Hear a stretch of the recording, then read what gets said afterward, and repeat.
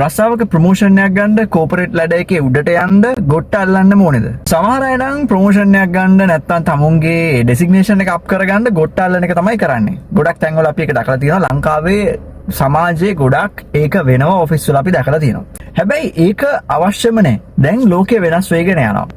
තමුන්ට රස්සාවේ promotion එකක් ගන්න වැදගත්ම වෙන දේවල් දෙකක් මම ඔයගොල්ලොත් එක්ක අද බෙදා ගන්නවා. මේ වැදගත්ම වෙන දේවල් දෙකෙන් පළවෙනි එක තමයි තමුන් ඒ කම්පැනියට ගේන රෙවෙනියු එක. රෙවෙනියු එක ගේන සේල්ස් ටීම් එක විතරක් නෙමෙයි. හරියට මතක තියාගන්න ඕනේ රෙවෙනියු එක ගේන සේල්ස් ටීම් එක විතරක් නෙමෙයි.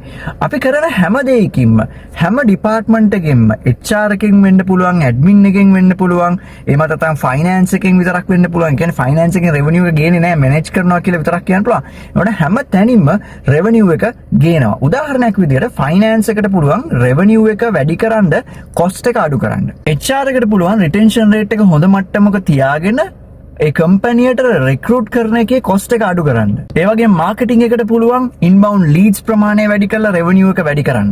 ඉතින් මේ වගේ හැම ඩිපාර්ට්මන්ට් එකක්ම සේල්ස් විතරක් වෙන්න ඕනේ නැහැ. මේ රෙවෙනියු එක එහෙම නැත්නම් ආදායම වැඩි කරන්න උදව් වෙන්න පුළුවන්. ඉතින් ඔයා ඕකේ ඉන්ඩිවිජුවල් කෙනෙක් විදියට, ඔයා එක්කේ තනි පුද්ගලයෙක් විදියට ඔයා දෙන එෆර්ට් එක, ඔයා ගේන දේ වැදගත් වෙනවා කම්පැනි එකේ රෙවෙනියු එකට. ඉතින් රෙවෙනියු එක වැඩි කරන ඕන කෙනෙක්ට කම්පැනි එකෙන් කැමති.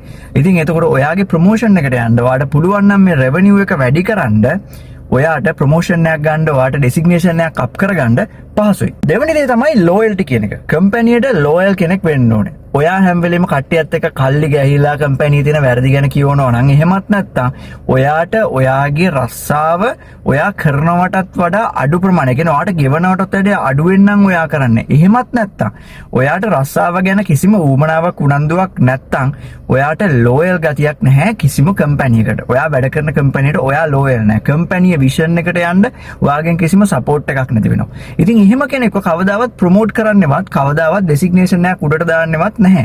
ඉතින් මතක තියාගන්න ඔයාට ලෝයල්ටි කියන එක හදාගන්න පුළුවන් නම් කම්පැනියට. ලෝයල්ටි කියන්නේ ගොට්ටාලනවා කියන එක නෙමෙයි. ලෝයල්ටි කියන්නේ ඕන නැති තරමට ගිහිල්ලා දෙනවා කියන එක නෙමෙයි. ලෝයල්ටි කියන්නේ තමුගේ කම්පැනියට විශ්වාසවන්ත කෙනෙක් වෙනවා කියන එක. ඉතින් ඔයාට ඒක කරන්න පුළුවන් නම් ඔයාට ප්‍රොමෝෂන් එකක් ගන්න එක ඩෙසිග්නේෂන් එකක් අප් කරගන්න එක ඔයාට කිසිම ගැටලුවක් නැහැ. මතක තියාගන්න මේ දෙක ඉතාමත් වැදගත්. ලෝයල්ටි සහ රෙවෙනියු එකක් ජෙනරේට් කරන කෙනෙක් වෙන එක. රෙවෙනියු ජෙනරේට් කරන කෙනෙක් සහ ලෝයල් කෙනෙක් වෙන එක. අපි ඉස්සරහට තව කතා කරමු මේකේ වැදගත් වෙන දේවල්.